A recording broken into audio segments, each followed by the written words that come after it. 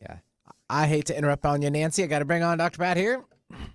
Wonder what your life would be like if you knew you could not fail. Hey, everybody, welcome. It's so great to have all of you tune us in, turn us on, and thank you for joining us here today. Nancy Landrum is joining me today. This is a topic, she is an expert in this field. And if there was one thing that we have to learn during this pandemic, during this crisis, is the power of listening, and the power of listening with empathy. We are hearing across the board what's happening in families, what's happening in the workplace, what's happening between friends, what's happening between family. And if there was ever a time where this skill we had to learn was at the top of the list, I don't think we've had the, let's just say, awareness or wherewithal to prioritize levels of listening and listening. And Nancy, for those of you that may have heard her, she is a fantastic relationship coach. Her show, Relationship Rehab Show, Recovering Happiness in Your Love, and beyond your everyday romantic ability, it's powerful to see her work and what she does to bring people together in a way that builds on the level of love and commitment and connection. And she has been doing this for decades, and she is an expert in this field. But beyond that, Nancy is somebody that has lived through it. So whether you're reading her books or whether you're thinking about anger and what to do with it, this is the person that could help you and could help your family. Today, one of the most important conversations we could have is the power of listening with empathy. Nancy, great topic. Thank you. I firmly believe that after food and air and water and shelter, the number one emotional need that each of us has is to have at least one person in the world who's willing to listen to us and hear, perceive, see us who we really are. Not necessarily agreement. We don't need people to agree with us, just yes people around us. We just need people to hear with empathy who we are, what we're thinking, how we feel, what our needs are. It makes all the difference in the world. Yeah. I want to start by just naming the 5 levels of listening. Yeah, let's talk about it because, one of the things that I up close and personal have just gone through is trying to explain to a number of doctors and people what it is that's happening, what I need, and these 5 levels, when I looked at this, what I realized is I need to practice these not only in hearing, but in communicating. So tell us what these levels are. Well, the first level is just ignoring. When someone is trying to talk to you, but you ignore what they're saying, what they're not important to you. I can't think of anything that feels more disrespectful than trying to communicate and being ignored. The second level is pretending to listen, where your mind is on something else, but you're going through the motions, physical motions of acting like you're listening, but you're not really there. It doesn't take very long for most people to know that you're not really listening to them. It's true. And then the third level is selective listening, where we just hear what we want to hear, or we pick out certain pieces that are being said, but we're not aware of the whole message. So that tends to lead to a lot of misunderstandings. Often that's when fights get escalated because we hear our partner is angry about this, but they also want to resolve it. Well, all we hear is that they're angry. We don't hear their intention to resolve the problem. And then attentive listening is what we do when we're in a classroom or in a training or where you want to, your intention is to understand every word that is said. That most frequently happens in training. It happens in business. But the level of listening that I'm talking about that can transform a relationship, can transform a person, is listening for the purpose of understanding the other, their point of view, why they think what they're thinking, why they feel what they're feeling.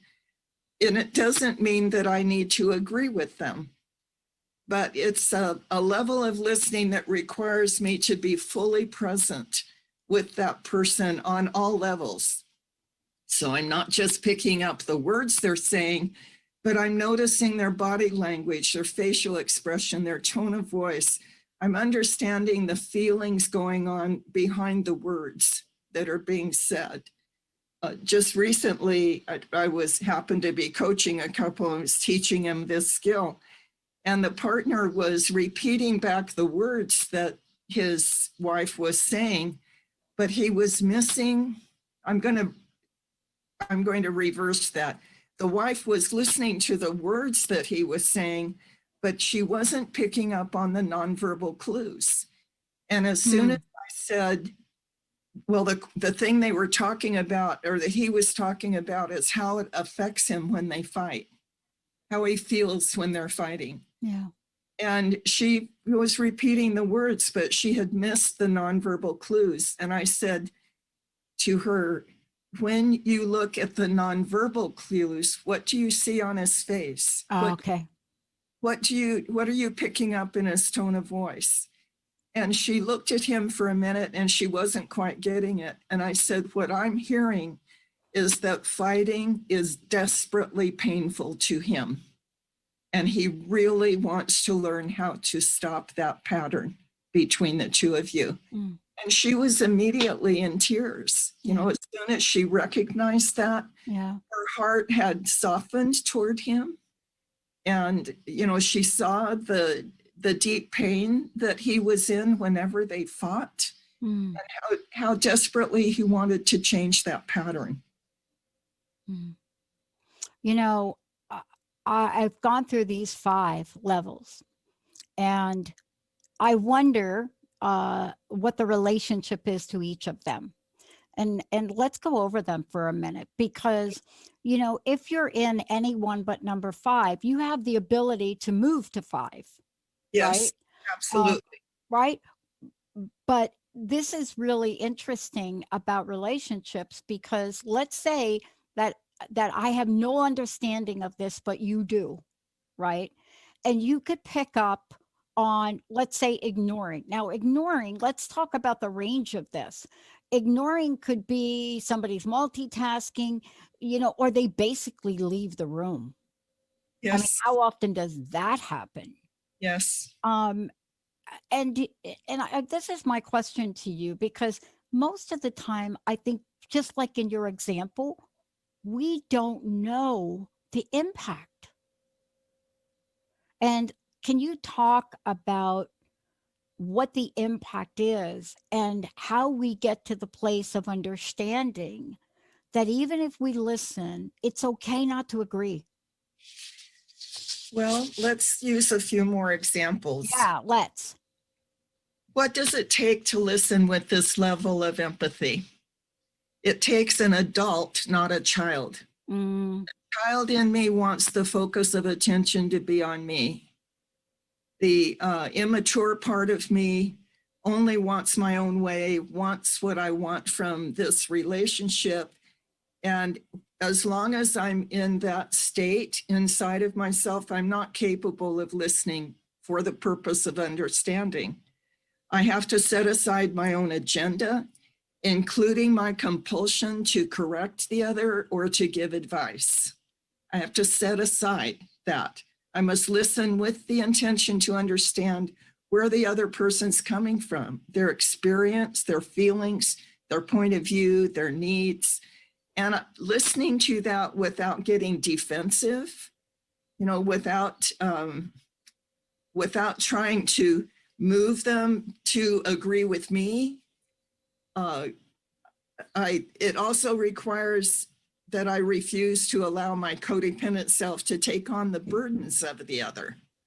So if they're hurting, I need to listen with deep empathy, but without resist the impulse to dive into the pit of whatever feelings they're expressing myself. The best way I can explain it is to listen from a deeply caring but neutral place inside. It has great power. Hostage negotiators are trained to listen and repeat back what the criminal is demanding because it calms the situation down. I have a wonderful example of that. I was doing a teacher training a few years ago. I had 8 teachers in the class. I was giving them a new curriculum and teaching them how to teach it.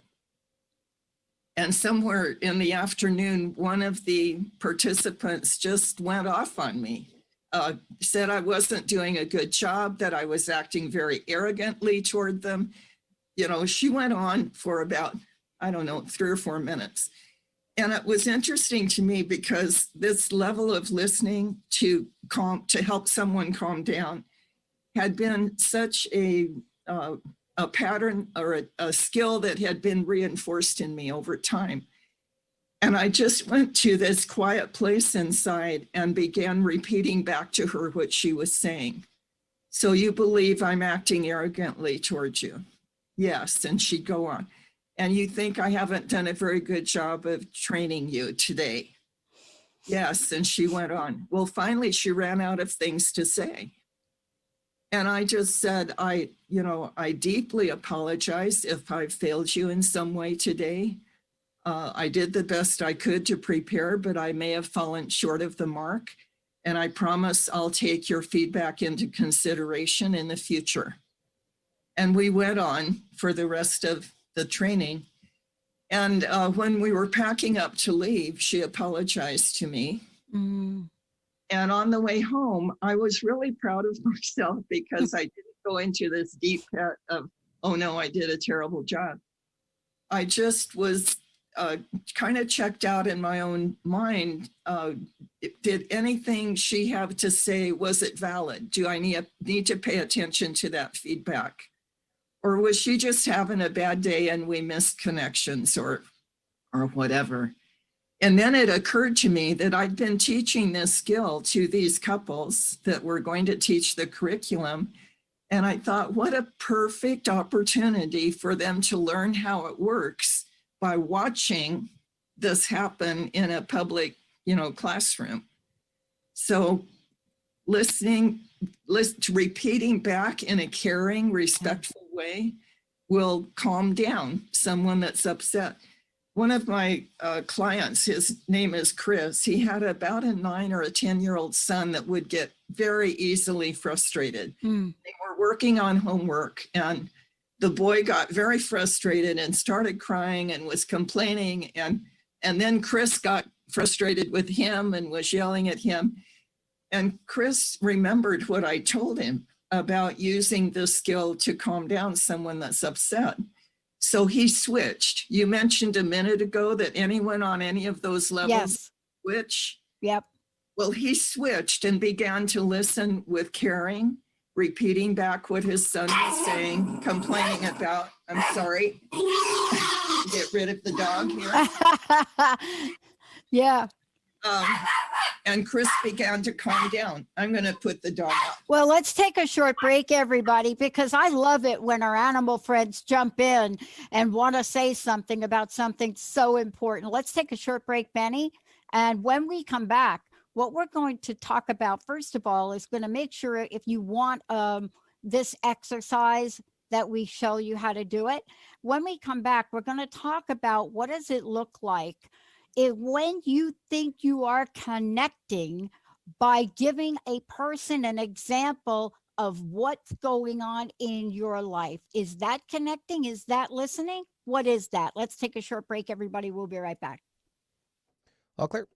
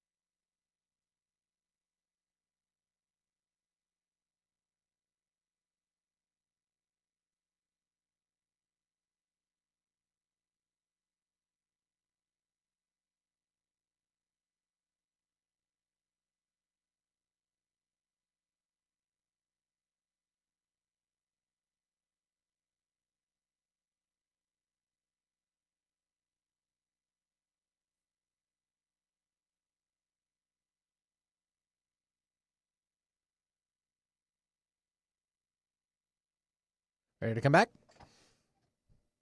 All right.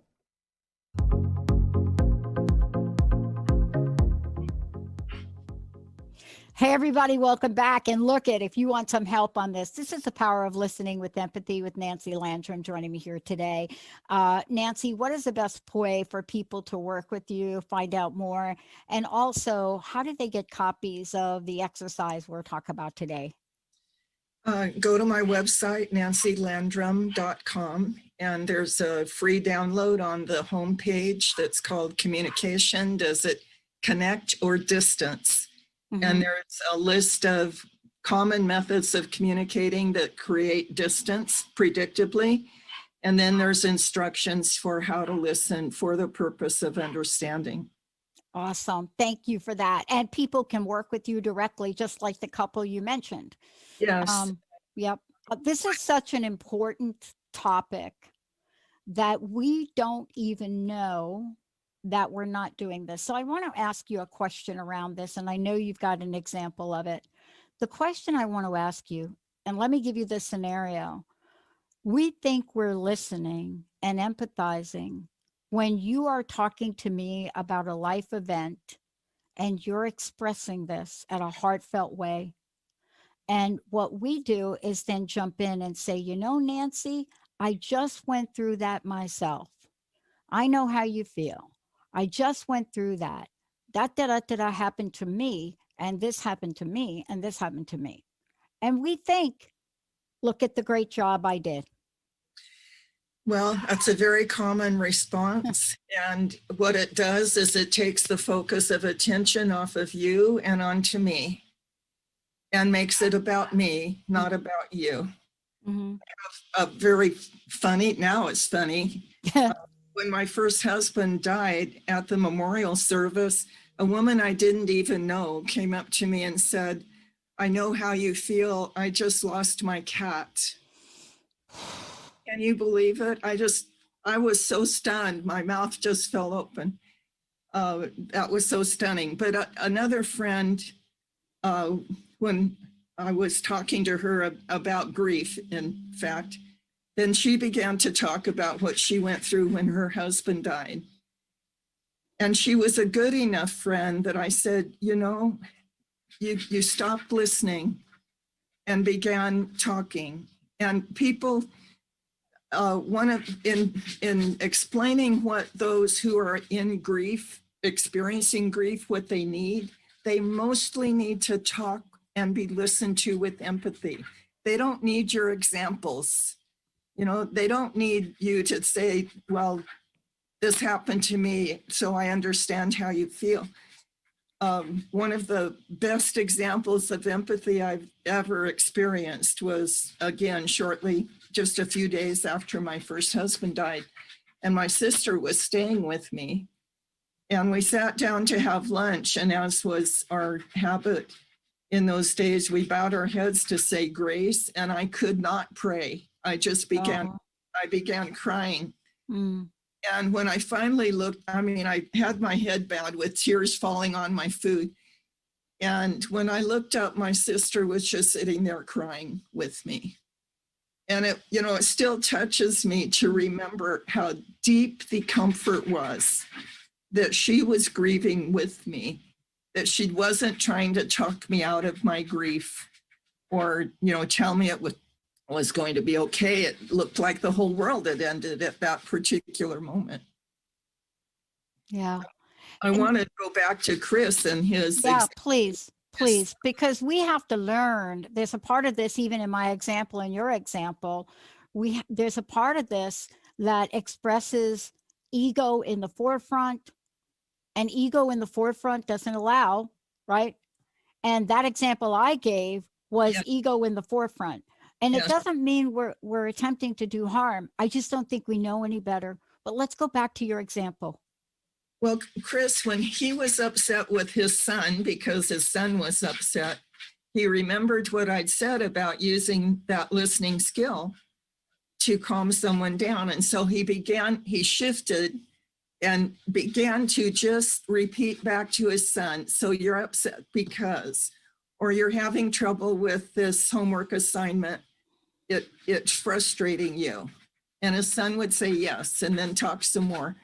And gradually the upset level of his son came down and down until finally he wasn't upset anymore and he quit crying. And the interesting thing that Chris said about himself is that in that switch to listening to understand, he felt like he became the adult again, rather than the child reacting like a child to a child's upset.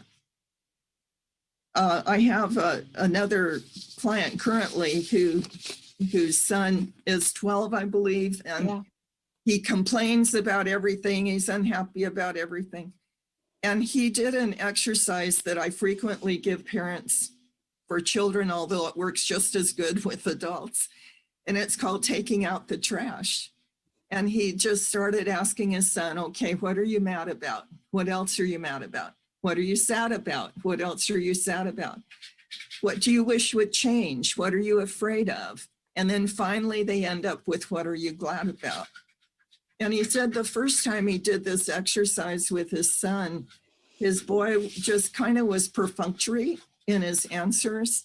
But the second and third time he opened up more when he realized he wouldn't get in trouble for saying he was mad because his sister got more attention than he did, or he was mad because somebody at school was not treating him very well. It was like he got permission to say what he was angry about in the very respectful format. And his dad was willing to listen without giving advice, without judging him, without telling him he was wrong to feel that way. And an interesting thing happened because this kid has had it's been very impossible for him to admit when he's wrong about anything. Well, he did something to hurt his sister last weekend, and his dad found out about it, and he just went to the boy and he said, okay, now you tell me what needs to happen next. And this boy said, I guess I need to go apologize. And he had been totally unwilling ever to apologize about anything before. But what I said to my client is, you're helping him become emotionally literate. Yeah. You know, so that he understands his feelings, he feels safe in expressing his feelings, and he knows that he's not going to be in trouble with you for expressing honest feelings. Mm. I love that story. It's very powerful. We're going to take a short break. When we come back, we're going to talk about the energy of those 5 levels and how we enact fight or flight. Fight or flight. It shows up, are we willing to actually hear, listen, and empathize with someone without taking it personally? How do we do that? How does that communication look? And can we get to that neutral place inside? That's what Nancy's going to help us with. We're going to take a short break, everybody. We'll be right back. All clear.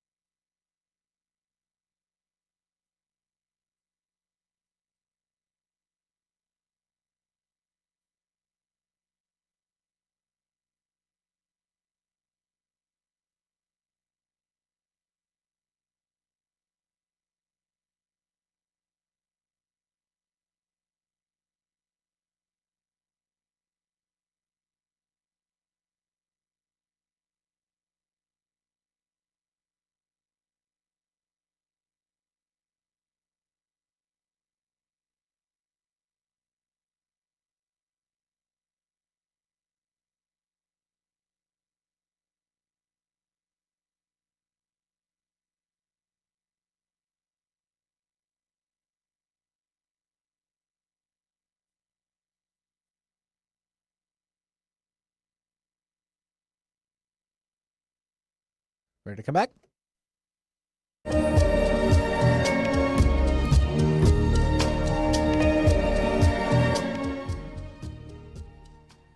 Hey, everybody, welcome back. This is about the power of listening with empathy, Nancy Landrum.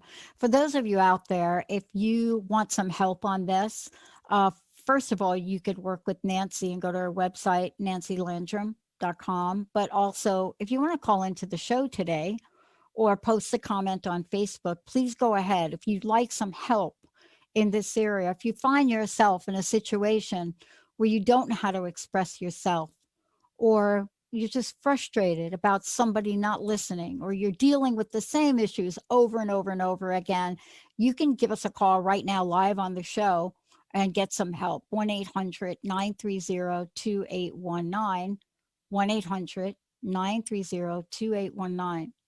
And, you know, Nancy, people can download the exercise, and we're going to talk about that, but there's an exercise that you have, and how did they download that? The communication download, the free download is Yeah. on the homepage of my website. It's called How Do You Communicate, or Does Your Communicate Distance or Connect? And communication that connects has to include empathic listening. You know, there's two sides. We have to deliver the message in a way that is non-threatening, that's non-attacking, but the listener needs to listen with empathy. It takes those two. I remember I was coaching a couple that had been married for more than 30 years, and they'd been having the same fight for all of that time because the woman didn't feel heard. She didn't feel important to her husband, like whatever she had to say or her opinions weren't valued. And when they learned the skill of listening for the purpose of understanding, and he was repeating back to her what she said, she began to cry. She said, "This is what I've wanted for over 30 years. You know, just the fact that you can repeat back to me in a caring way, a caring voice, what I just said reassures me that you're hearing me. And that's what I've longed for all these years." It was a major breakthrough for the two of them. Not too long ago, I was coaching a step couple, and the wife was having trouble with his relationship with his first family's children. And I described to them what a relationship triangle is, how one person feels caught between two or more people that they love and want to meet their needs. And I said to him, it must be very painful to feel torn between meeting the needs of your children from your first marriage and meeting the needs of your current wife and your younger children now. And it's like she had never put herself in his position to understand what a wrenching experience that was for him. What he really wanted was he wanted all of his children to be under one roof and a happy little family. Well, usually step families don't work that way. It requires some special strategies in order to make that happen, and they're beginning to learn them.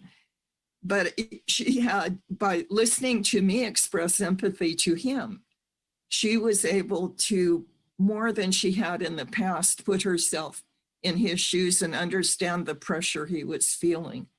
Yeah. And, you know, part of this, let's talk about a couple of these, the feelings that emerge. You know, I think I've heard more often, especially in some of the research I've done, and certainly you've heard this, that people feel invisible. They feel invisible. And it's not just the women that feel invisible. You know, sometimes men feel invisible. They feel like you're spending time with your mother. You call your mother every day. You call your sister. You go out with your girlfriends every day. But this feeling of invisible is really, it's real.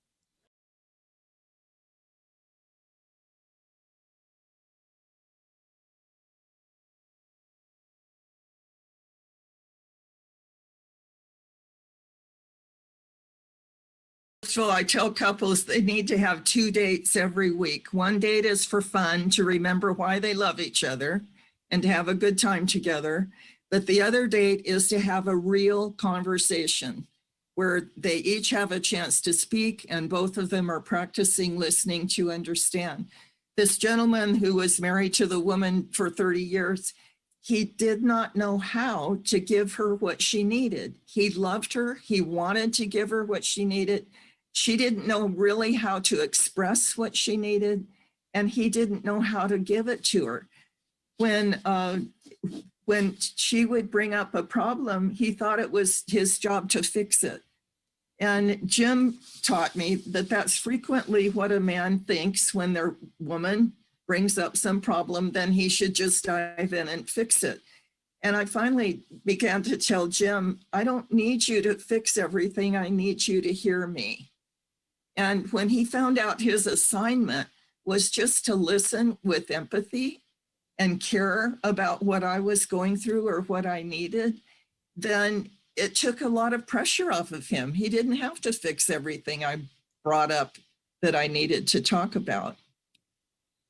And you know what's interesting about that, Nancy? And let's really talk about this for a minute. Because even though the fix it doesn't work, there's a level of love, right? Mm-hmm. You know, and somebody may just want things to be peaceful. Yes. And they see it as not peaceful. Yes. Or they see it as conflict. Or they see it as, you know, this is something that we can just fix. How do we move a person who is so, I fix everything, right? And, you know, we have to look at the people that are fixers in a very open-hearted way. Of course. Right?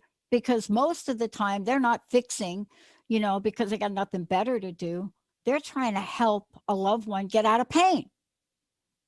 It soothes my pain if I can suggest something that will soothe your pain, because it hurts me to see you hurting.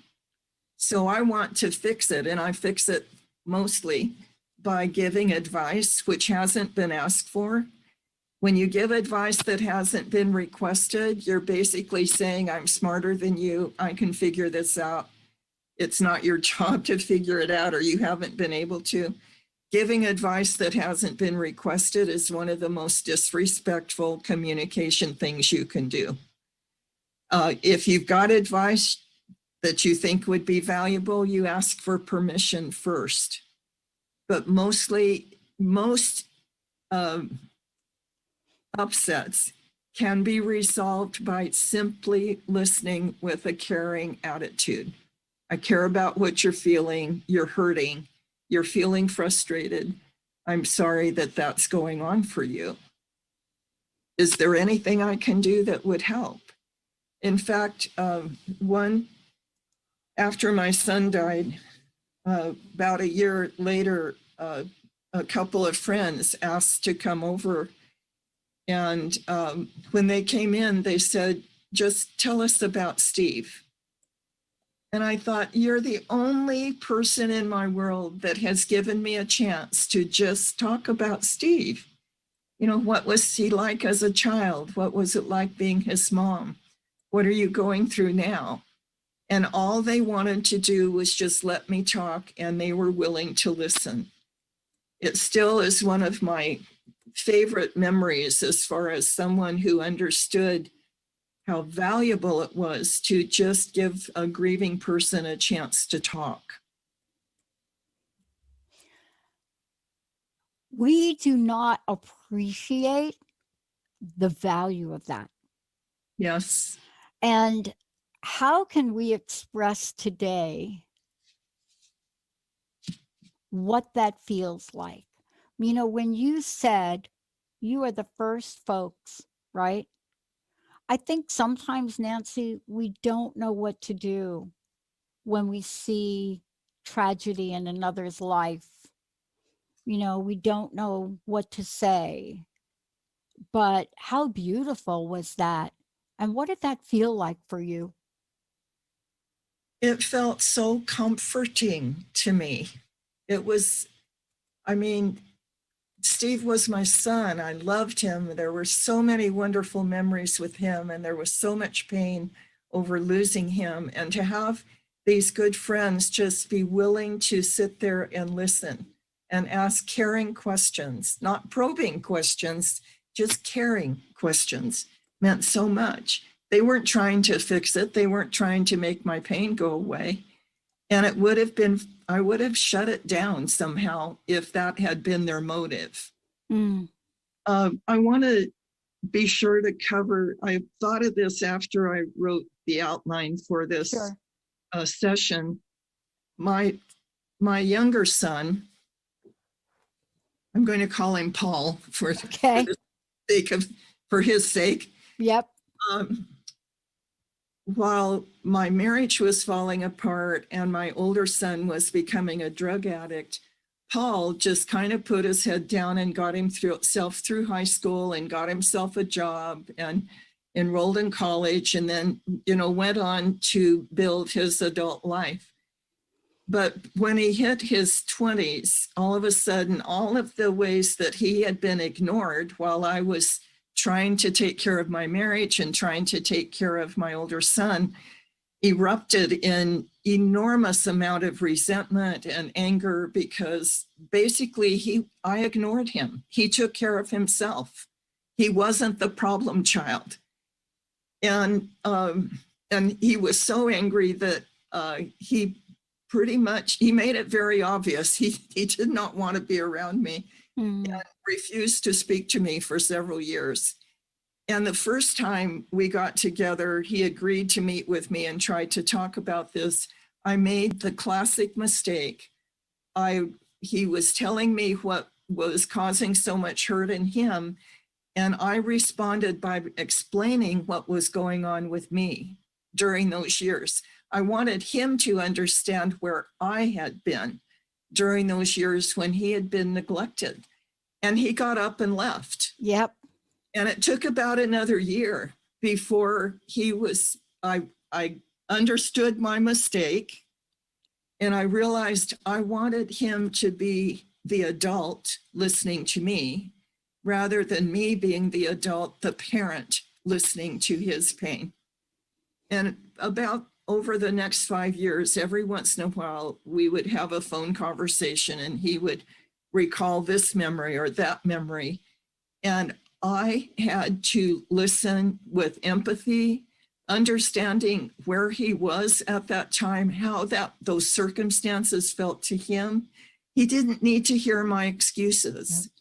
He didn't need to hear, he couldn't at that time understand where I was at the time. He needed me as his mother to understand how I had neglected him, how ignored he had been. And over the next 5 years, every once in a while, he would open up and we'd have this very deep conversation. And all I could do was listen with empathy.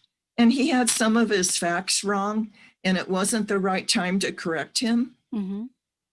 But over those years, as he went into deep sharing about his pain, and I was able finally to listen with deep empathy, our relationship began to heal. Yeah.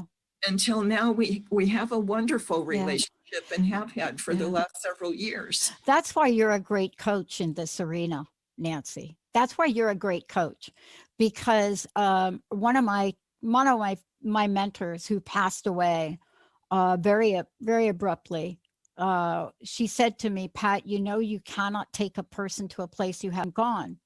You can't do it. It's not, not a place where you can fully know or have a sense of what something's like. And, I got a sense of that. And because I was trying to, I had an attitude about people that weren't physically well. And then I became physically not well. Yeah. And so my whole perspective changed. And I thought to myself, I wish I could take back some of the things I've said. And I ended up making amends for a lot of things. Yeah. But you're a great coach because of what you had learned and then taught others, and then how you showed up And so that's what makes a great coach. That's what makes somebody absolutely phenomenal to shorten the curve to help couples engage. Or even if the couples are not meant to be together, you Right. get to that place in a loving way. I want to ask you a question because we haven't talked about this, but let's talk about this because you brought up your son. These things we're talking about are also applicable to friends and family. Absolutely. Yeah. Absolutely. Yeah. I have a friend right now who's in her 50s, and her son, who's in his 20s, is blaming his mother for everything wrong in his life and is not treating her very well and is pretty angry with her. And all she wants, she keeps trying to explain to him why she did this or why she did that, or, she's got this explanation or that explanation. And I'm saying to her, that's not what he needs. That's not going to help. If you want the relationship to heal, you have to be willing to listen to his experience with empathy. And if you are fortunate, then someday that wound will gradually heal. And if you're fortunate, someday he'll be able to look at the situation from your point of view. But right now, he's not ready. He can't hear it. Yeah. Yeah. One of the things that we briefly talked about this in one of the previous shows, and I think you're going to continue to talk about this in upcoming shows because, what you're doing is relationship rehab, right? And Right. there are many forms and many aspects of this. But I will tell you this, since you did bring it up, one of the things that is so important and is not shared enough about 12-step programs is their absolute mentorship in communicating like that. Yeah. You don't go through a 4th and a 5th step and a 6th and 7th without learning some skills so you can sit down and make an amends.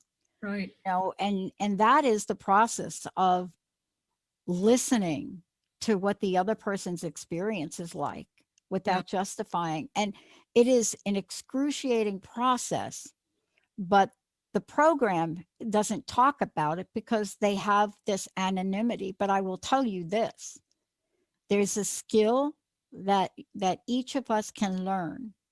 And this is so important for us to learn it. Now, look, let's go to the phones. We've got somebody calling in. Let's go to the phones. Benny, who do we have? Janine calling in from Seattle. Hi, Janine. Hi, Janine. Hi. How Hello, can we help you Dr. today? Well, I just wanted to call in. It's been interesting listening to both you and Nancy.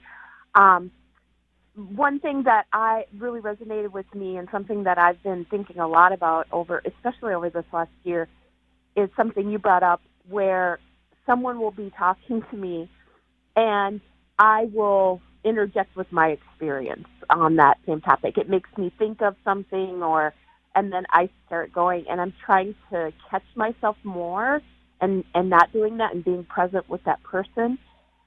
It's been hard though, because, I'm a single mom. I don't see anybody. I don't talk to anybody. So when I do, I'm like very social and I just am excited to talk. So I'm trying to reel myself in. Let's get you some help from Nancy on that. First of all, I admire you for recognizing that's what you're doing and that it doesn't serve the other person very well. And the intention to reel yourself in, it's those immature impulses to make it about me rather than about you. I use the example of a small child running out into the street. You reel that child back in because you don't want the child to be hurt. So when you're talking to a friend, you make it your highest priority to listen to them. And that requires you to be in your adult self, not your immature self, to do that. And if you're very fortunate, your friend will learn by example what it means to be listened to at that deep level of empathy. And perhaps at a later appointment, a later interaction, your friend may be able to give you that same level of listening with empathy. Because and I notice a lot of the similar things along the lines of the communication where I feel people are just checked out and they're not even listening, and it's hard. It's you think some of these things would be just common sense and they're not. No. Yeah. And, I want to encourage you, Janine, to give Nancy a call and talk about it more deeply because, I agree with Nancy. I mean, I admire your courage for calling in, but I also hear what you were saying about being a single mom and what that might feel like for you and what happens when you're just hungry for connecting. Yeah. And so that to me is that sense of wanting to connect and then at the same time being in a place of humility and humbleness to be able to listen and empathize. I think when you learn that, or you could work with Nancy on that, I think what you'll find, at least I have found this because I had the same the same thing going on with me at a point in my life. What I found when I learned the skill is my heart opened. Now, how weird is that when you're feeling a little bit lonely or alone and you just want people to connect with, but then Yeah. you learn the skill and something happens to your heart and there's a different level of fulfillment. Do you see what I mean? I do. I really do. I hope you'll call Nancy. And I probably do need to call Nancy because I have a 13-year-old too, and just hearing about some of the examples with the other parents and communication and just during COVID, it's been a lot harder. Man. Being together 24/7 and communication. Seriously, believe me, this is really the point of why we're doing the show, because we want to get you some help. Nancy, what's your phone number? How do people get a hold of you? Oh, Pat, I'm sorry. I have a business phone number and I don't have it memorized, but it's on my website. The phone number is on my website. You can email me or phone me from that. Is it the 714 number? The 931. Yeah. Okay, so here's the number, 714-931-3910. Perfect. Got that? And you're absolutely right. I mean, I can't even imagine what it's like for you raising a child through these times. I mean, I hear it from my friends. I see, and I see it in godchildren and I see it, but the reality is nobody knows what your experience is like but you. And I hope you contact Nancy because you are at a pivotal point with your child. And boy, I think you guys could benefit immensely, Janine. So thank you for calling in today. Yes, thank you both so much for your time. I appreciate it. Yeah, boy. Ooh, boy, did you hit on something that I'm looking at myself. Thank you, Janine. Wow. Nancy, there's so much here and you bring so much to the table. Thank you for today. What's your personal message? What do you want to leave us with? My favorite quote is by Mr. Rogers, and it says it all. Listening is the beginning of love. It's such a simple little pithy statement, but wow, it's got such depth to say that listening is the beginning of expressing love for you. That's deep.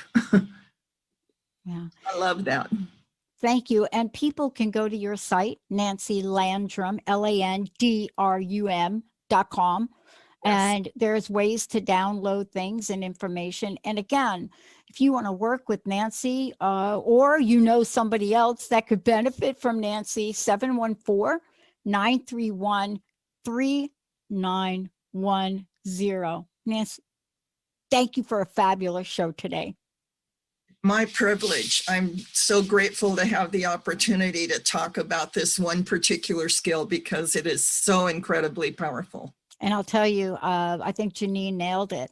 There are so many people that don't even know that they can get some relief by No. learning this as we go through COVID. Thank you. Nancy Landrum, I'm Dr. Pat, everybody.